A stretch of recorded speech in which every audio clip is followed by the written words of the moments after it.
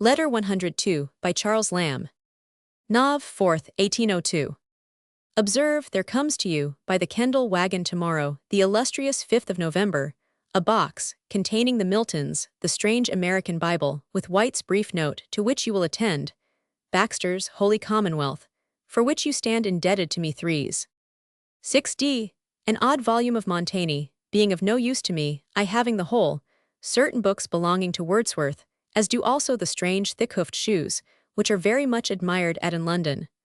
All these sundries I commend to your most strenuous looking after. If you find the Miltons in certain parts dirtied and soiled with a crumb of right Gloucester blacked in the candle, my usual supper, or peradventure a stray ash of tobacco wafted into the crevices, look to that passage more especially. Depend upon it, it contains good matter. I have got your little Milton which, as it contains Salmasius, and I make a rule of never hearing but one side of the question, why should I distract myself? I shall return to you when I pick up the Latina opera. The first defense is the greatest work among them, because it is uniformly great, and such as is befitting the very mouth of a great nation speaking for itself. But the second defense, which is but a succession of splendid episodes slightly tied together, has one passage which if you have not read, I conjure you to lose no time, but read it. It is his consolations in his blindness, which had been made a reproach to him. It begins whimsically, with poetical flourishes about Tiresias and other blind worthies, which still are mainly interesting as displaying his singular mind, and in what degree poetry entered into his daily soul, not by fits and impulses, but ingrained and innate. But the concluding page, i.e. of this passage, not of the defensio, which you will easily find, divested of all brags and flourishes, gives so rational, so true an enumeration of his comforts, so human, that it cannot be read without the deepest interest. Take one touch of the religious part. Et sane hod ultima de cura quisa, we blind folks, I understand it not knows for ego. Sumus, qui nos, quaminus quicquam aliud praeter ipsum cerner velmus, eo clementius ac benignius respicer dignator. Vi qui eludit nos, vi qui ledit, execration publica devovendo, nos ob injurias hominum non modo incolums, sed pene sacros divina lex reddidit, divinus favor. Ni tam oculorum hebitudine quam celestium alarum umbra has nobis fessus tenebras viter, factus. Illustrare versus interior ac lunge prestabiliar lumine hod raro solit.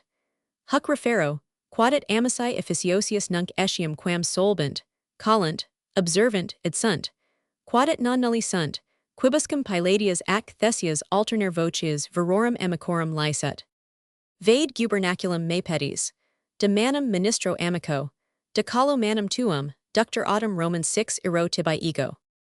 All this and much more is highly pleasing to know, but you may easily find it, and I don't know why I put down so many words about it, but for the pleasure of writing to you and the want of another topic. Yours ever, C. Lamb.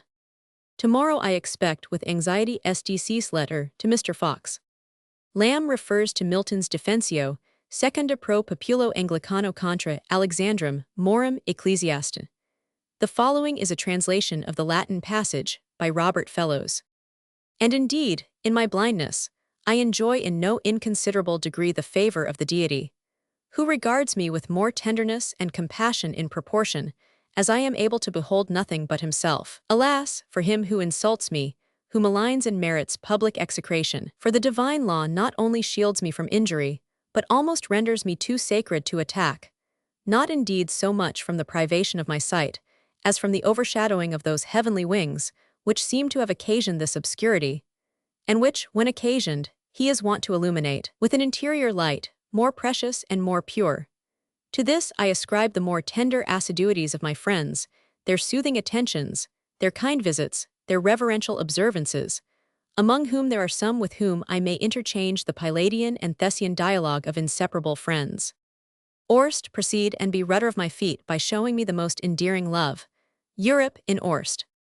And in another place. Lend your hand to your devoted friend, throw your arm round my neck, and I will conduct you on the way. Coleridge's first letter to Charles James Fox was printed in the Morning Post for November 4, 1802, his second on November 9.